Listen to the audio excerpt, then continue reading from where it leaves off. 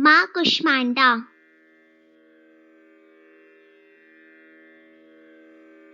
परिचय।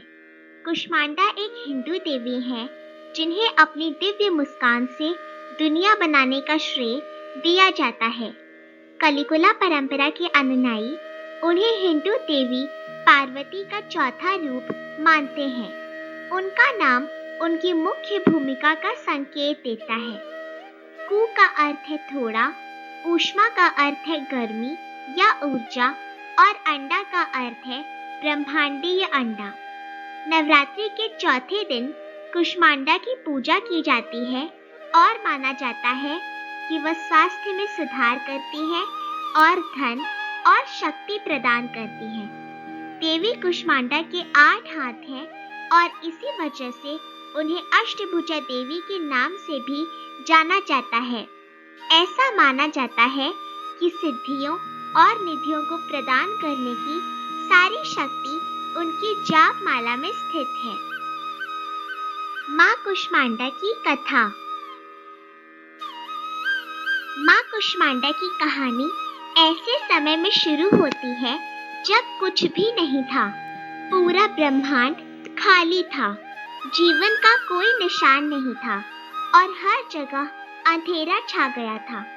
अचानक दिव्य प्रकाश की एक किरण प्रकट हुई और धीरे धीरे सब कुछ प्रकाशित कर दिया। प्रारंभ में यह दिव्य प्रकाश निराकार था और इसका कोई विशेष आकार नहीं था। हालांकि जल्द ही इसने एक स्पष्ट आकार लेना शुरू कर दिया और आखिरकार इसने एक महिला का रूप ले लिया। यह दिव्य महिला ब्रह्मांड की पहली प्राणी माँ कुष्मांडा थी।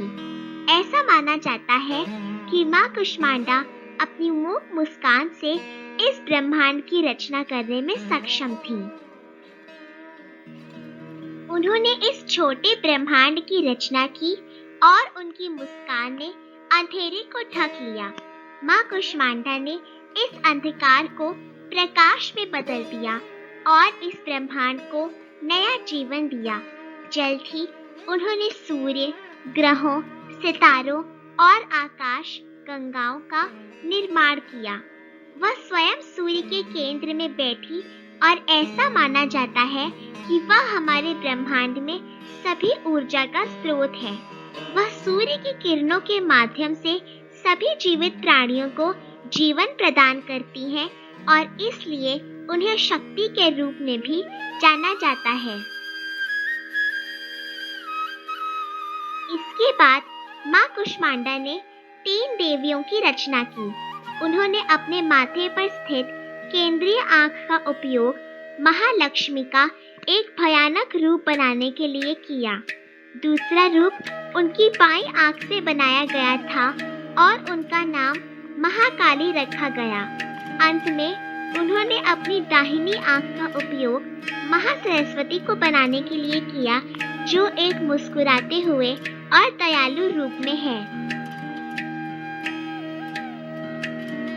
बाद में महाकाली के शरीर ने एक नर और नारी को जन्म दिया। नर का नाम शिव और नारी का नाम सरस्वती रखा गया। इसी तरह महालक्ष्मी ने भी एक पुरुष ब्रह्मा और नारी लक्ष्मी को जन्म दिया।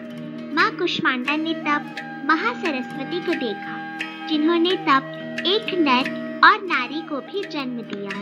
नर का नाम विष्णु और नारी का नाम शक्ति रखा गया। इसके बाद माँ कुष्मांडा ने ब्रह्मा को सरस्वती, विष्णु को लक्ष्मी और शिव को शक्ति साथी के रूप में अर्पित किया।